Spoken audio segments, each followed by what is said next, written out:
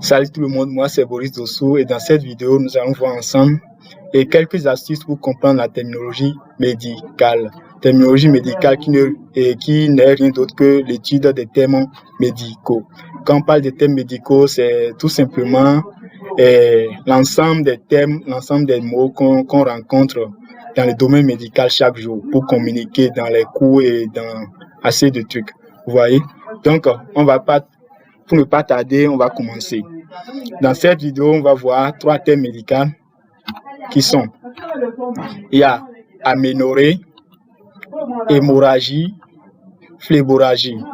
Je suppose que vous connaissez déjà c'est quoi aménorrhée, hémorragie, phléborragie. Mais dans cette vidéo, l'objectif de cette vidéo, c'est de vous montrer d'autres astuces. Vous voyez, d'autres astuces pour que pour les fois à venir, vous n'aurez plus besoin de casser la tête pour comprendre ces termes. Alors, on commence. Aménorrhée. Quand on parle d'aménorrhée, retenez simplement que, pas la peine de casser la tête, retenez simplement que aménorrhée est un mot constitué de 3 autres parties, genre 3 autres expressions. Il y a le A, donc aménorrhée, on peut diviser ça en 3. Il y a le A, il y a le méno, il y a le ré. C'est ça qui est ici, A, méno et ré. Donc, on va voir qu'est-ce que chacune de ces parties signifie. Il y a le A qui veut dire absence ou privation de quelque chose. Donc, dans le langage médical, si on voit A devant un mot, ce qui veut dire absence de. Vous voyez? Donc, par exemple, on va dire anurie qui veut dire absence d'urine. Urine, anurie, absence d'urine. Et il y a le méno. Vous voyez, méno qui fait référence à ce qui est mensuel, ce qui se passe chaque mois. Et il y a le ré qui veut dire écoulement. Le réécoulement. Donc, de façon très simple, aménorrhée que peut-être vous essayez de bicher, ça ne marchait pas. C'est juste absence des règles ou menstrues chez la femme. Donc, une fois que vous gardez aménorrhée, qui veut dire absence des règles chez la femme, et puis les mots à venir qui seront constitués de ré, ou bien de méno, ou bien de A, vous allez facilement les deviner, les définitions. Alors, il y a hémorragie, le deuxième mot. Hémorragie, dans l'hémorragie, on a 2 autres expressions, 2 autres parties qui sont, il y a hémo, il y a hémorragie. Hémo, ça veut dire quoi?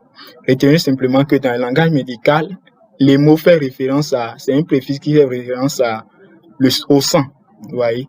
Donc, ça fait référence au sang. Il y a le ragie qui veut dire saignement, écoulement. Saignement, écoulement. Donc, c'est à peu près comme le ré, mais ici, c'est mieux, on préfère utiliser ragie, vous voyez. Donc, c'est le protocole.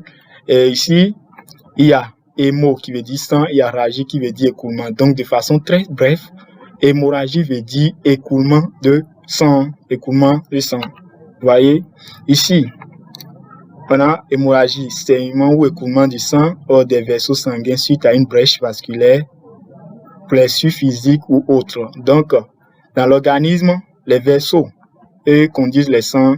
Les vaisseaux conduisent le sang, non? Donc, quand il y a une rupture, le sang sortira des vaisseaux. Ce que ça soit artère ou bien veine, le sang sortira. Et pour appeler ça, on va appeler hémorragie. Hémorragie qui n'est rien de saignement.